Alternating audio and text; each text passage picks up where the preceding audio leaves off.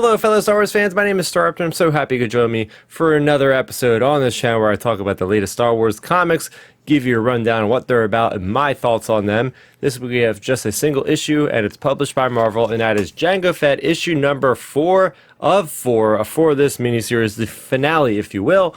This is The Trail of Lost Hope, Part 4, written, of course, by Ethan Sachs, with artwork by Luke Ross.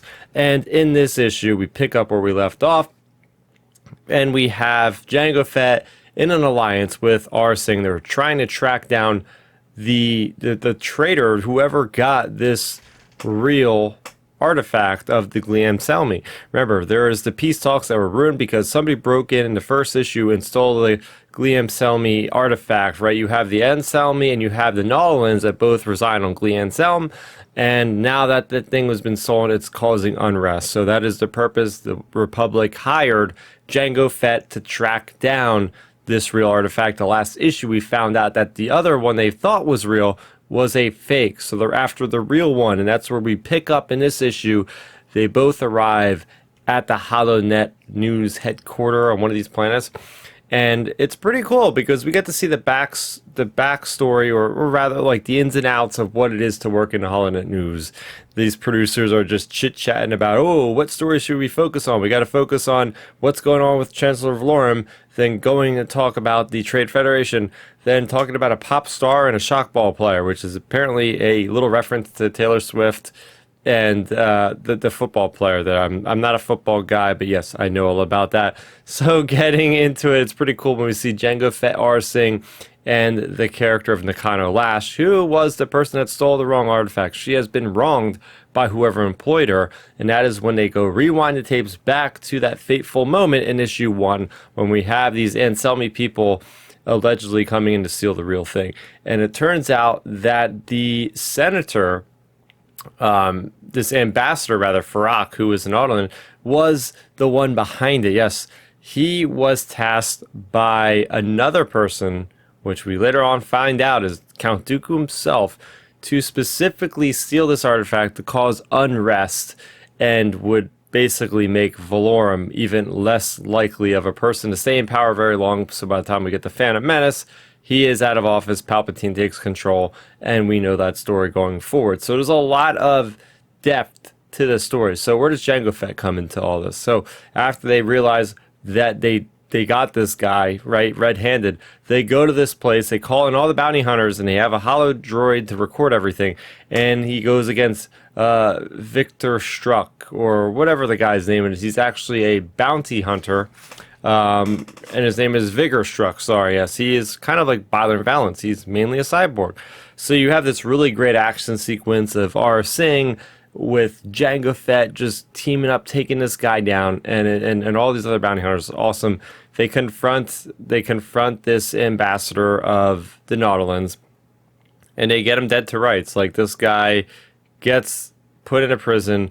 And basically, they save the day, although Aurra Sing takes a couple jewels without them knowing from this artifact.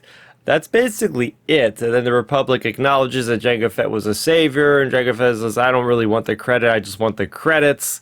There's a lot of nice lines that Jango Fett gives in this, by the way. He's got some really funny dad jokes, like, breaking and entering, and all this kind of breaking news and entering, or something like that in the very first page of this thing. But anyway, long story short, this Republic official that is corrupt ends up talking to Count Dooku and tells him who is responsible for all this, and it's this Jango Fett guy. So now Jango Fett is on the radar of Count Dooku. So, and it says the end, ... for now, ... So I'm taking that as eventually we will get another miniseries, and maybe it'll be that first fateful meeting between Dooku and Jango Fett. Will they ever acknowledge the Legends video game Bounty Hunter with the Bando Gora? I really hope so, because there's some really cool stuff in that. But if we are just taking this as its own 4-issue miniseries, and if that's all we ever get, I'm satisfied. I'm happy. Ethan Sachs, he pulled it off, right? 4 issues that tell a succinct story versus his 42-issue run of Bounty Hunters. He's able to do both things, a miniseries or an ongoing series. He's able to tie it together very well. And not just a lot of action and subterfuge, but there's some heart to the story. The fact that Nakano Lash goes on this adventure with Jango Fett and then acknowledges bounty hunters. Like, okay, that's where we see her in the bounty hunter issues later on, much later, that she's in charge of her own bounty hunter crew, and it's all because of the influence of Jango Fett and her whole reality there. But then we also get this acknowledgement from Aurra Sing talking to Jango Fett about, hey, you're kind of a good dad figure. Have you ever thought about having, a kid or something? He's like, not when my life is in danger, but eventually. And for him, it's more about leaving that legacy, leaving that thing for somebody else to pick up. And we get to see that in spades with Boba Fett later on in life. So there's a lot of heart with Jango Fett. He has a lot of great lines. Overall, I really enjoyed this story from start to finish. Fantastic action all throughout this thing. Getting to see really funny creatures like the Shevins once again. Getting to see cool matchups of like Aurra Sing and Jango Fett fighting back to back. Really just great gadgetry of Jango Fett, whether it's his jetpack, whether it's Slave One, whether it's his vibro knives, you name it. They got to use so much cool like tidbits. Like, he's like Batman, he's got so many gadgets. So I really appreciated that. Just seeing the underbelly, the criminals of the pre-Phantom Menace era is so cool. So really crossing my fingers that we get more of this, and that's up to everybody out there to support your local comic book store. Go in there, pick up a variant issue or two. I know I have, and maybe one day we'll see someday soon a follow-up to this Jango Fett series. So for more on Star Wars, I just put up my review of the latest High Republic adult novel, and that is Temptation of Force. You can check that out right now, as well as Outer Rim Transmission, my podcast. I'm on here with Ben and with Milton on this channel every Sunday at 7 p.m. Eastern. Right now we're in the depths of the Acolyte season, so we are talking about those episodes on a weekly basis. So if any of that sounds interesting to you and you have not subscribed to the channel, that's easy and it's free. So just go ahead, hit that subscribe button. That way you'll be notified when other videos go live. That's gonna do it for me, Star Raptor. Thank you so much for hanging out with me for this episode.